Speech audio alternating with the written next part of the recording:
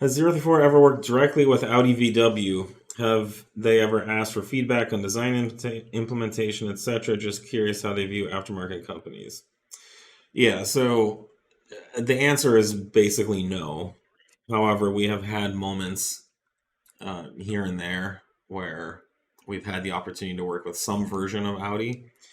When we raced in the 25 Hours of Thunder Hill, we had the pleasure to work with some factory Audi engineers and race technicians who helped us. As it was more as a function of the TTRS VLN car that we were campaigning, and so Audi provided some support, but we definitely got, some deeper. Oh yeah, anytime you're working, at a peer level with crew like that, it's give and take both ways. Audi was very hyper vigilant with that car, especially the first year it was out. Yeah, it was the first VLN car that ever left Europe at all. So they wanted to make sure it had a good showing. Then another time we were contacted actually by Audi directly, and they were interested in. I think they were exploring. I probably signed some NDA, but they can go fuck themselves. But it was because that program went and died on whatever vine it grew from. There was some super secret program that they wanted us to be involved in, and we put a lot of time and effort into working with them on that. And then one day they just cut us off. The program just. And I'd somewhat become friends with the individuals that were part of it, and I emailed them. I found them on LinkedIn. I found them on Facebook, and none of them would respond to me. I don't know. It was strange. I don't know what happened with the program. I never heard, but it was a huge long shot. What they were. Well, it was, but they could have just said. They could have been much more professional. They could have said, that didn't get approved, But I almost feel like they wanted to get under the hood of some aftermarket company as well, and they were able to do that. I know they met with some other companies in our industry as well. So, but no, when it comes to what does Audi think of the aftermarket, they don't like it. They hate us, and they would just like us all to go away. But it depends who in Audi you ask. So that's from a bureaucracy and who in Audi likes all of the engineers, the development side, all of the people that work. But that's personal. They're all driving around modded and But that's not Audi. That's not Audi corporate. And Nate is right. Like if the times that when we went and when I went to Laguna Seca and I drove in the R8 experience, that was like 4 or 5 years ago.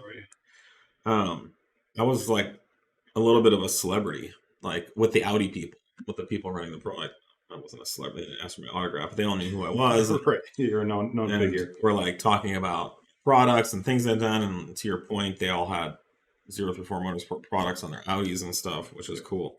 But I'm talking about Audi corporate. Yeah.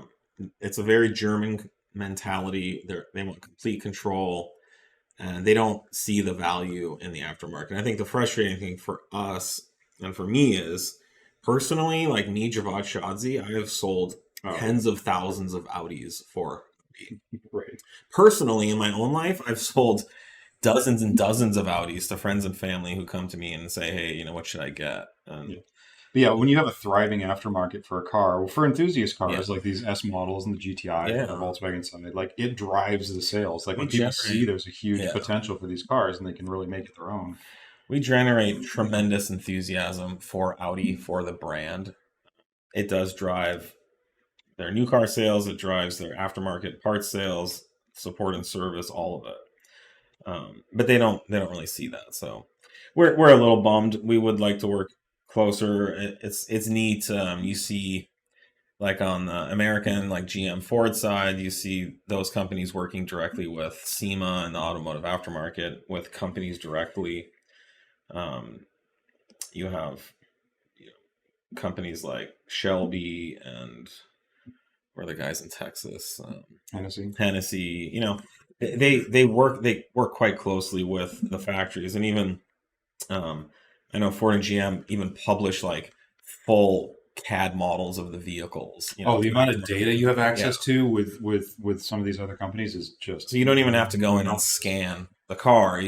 You can get through SEMA. So the SEMA data exchange for those kind of companies is the holy grail we would consider to what we're trying to work with.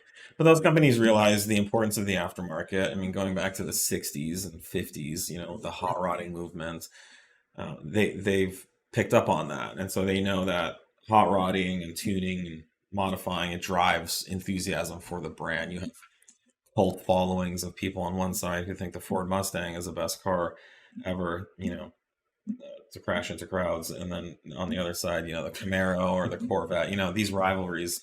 But it's all based in aftermarket enthusiasm.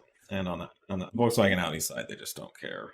I think BMW is a little bit better. They BMW's definitely have club racing aftermarket built in. That aftermarket support. They directly support club racing, which it's a little higher end than the VLN stuff. Was certainly you're a privateer, but you have access to Audi's. Audi Customer Racing has customer racing program bridged the gap a little bit, but BMW, it's certainly not a club level, but that is big money stuff.